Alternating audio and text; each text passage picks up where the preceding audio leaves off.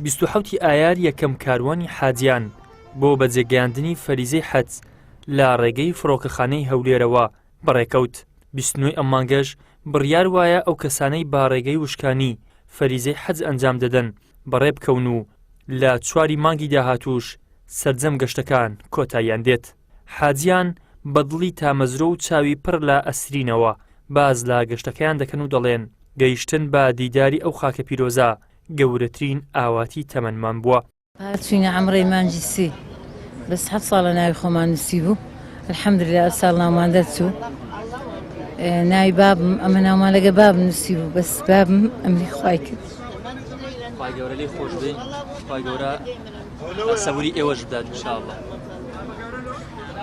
باشە دا حاجی تۆ پێم بڵێ یەکەم جارە ئەم سەفەرە دەکەی؟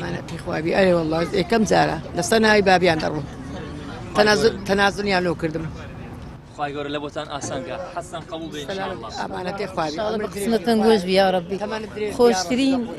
خۆشترین شت لە دنیا ئەوەیە کە خوا دەعوەتت کاتن لە بۆ ماری خۆی. زۆر بەخێرمێسەر هەردووچان بە خۆتان و کەناڵەکەتان. خوای گەورە ئەو حەجای ئەو سەفەرەی بە قسمەت هەموو مسلمانان بکە ئینشاءڵڵا. هەستمان ئەوە چەند ساڵە بە تەمای ئەو ڕۆژینە ئەغلەبیمان تێگەیشتی بە تەمای ئەو ڕۆژێ خوای گەورە کردی قسمەتمان الحەمدوللا خوا بکاتە قسمەتی هەموو مسلمانان ئینشاءڵڵا. هەنگۆش دوعامان لێ بکەن خوا لێمان قبوڵ بکە. داوا لە هەموو مسلمانانیش دەکەن دوعامان لێ بکەن خوا لێمان قبوڵ بکە. خۆشترین سەفەری ڕوحی ئەوەیە تێگەیشتی یا ڕەبی خوا لێمان قبوڵ بکە. زۆر هەست و دڵ و دەرونێکی خۆشمان هەیە.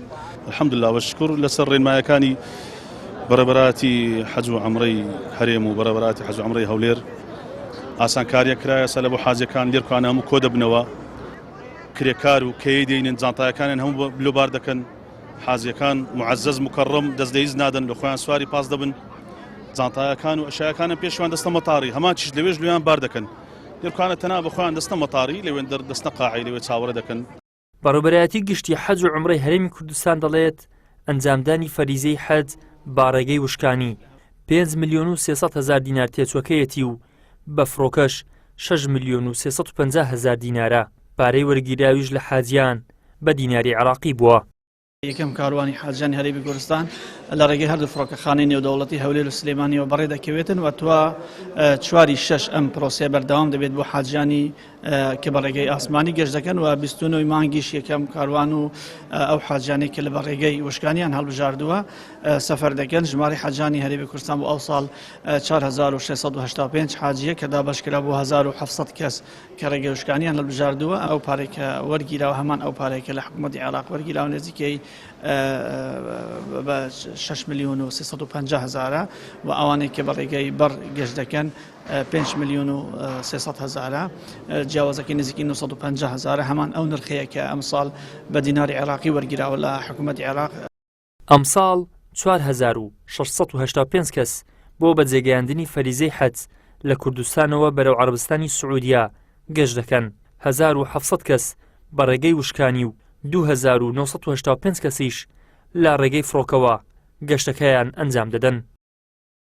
ئیدریس محەممەد، کەناڵی ئاسمانی پەیام، هەولێر.